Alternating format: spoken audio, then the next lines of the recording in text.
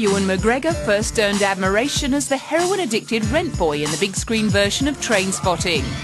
After a 6-year run of independent movies, he succumbed to the lure of the mainstream to play a young Obi-Wan Kenobi in the Star Wars prequels. The best thing about being in the Star Wars films is kids coming up and asking you stuff about did you really cut Darth Maul in half and how did your lightsaber work and stuff. I love that because I love kids, you know. And before that, they couldn't see my movies because I was always up to no good in them, you know. And my daughter's seen it, you know, and she's looking forward to seeing this one, and that's nice. I couldn't show her anything else I'd been in. In Moulin Rouge, he came of age as a romantic lead. I'd like to thank Baz Luhrmann very much, and I'd like to thank her. By the time he starred in Star Wars again, he knew he'd made it. This time I get to fly a really cool spaceship, a little starfighter of my own, which I got really excited about that.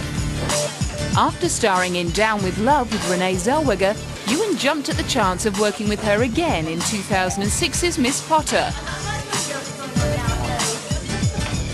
I think any film working with Renee would be perfect. She's just fantastic. She's one of our finest actresses and she's just divine. So the idea of working with her at all is really appealing. Since appearing in Moulin Rouge, Ewan has kept up with the singing, making his stage musical debut in the West End revival of Guys and Dolls. While his lack of vocal strength came in for some criticism, he was praised for his character's conviction.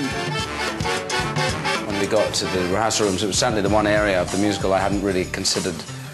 I'd thought a lot about the singing and, you know, obviously the acting, and the one area I hadn't really thought very much about was the choreography. And when we started rehearsing the Havana sequence, I did wonder whether we were going to be able to pull it off, you know, because it's a lot.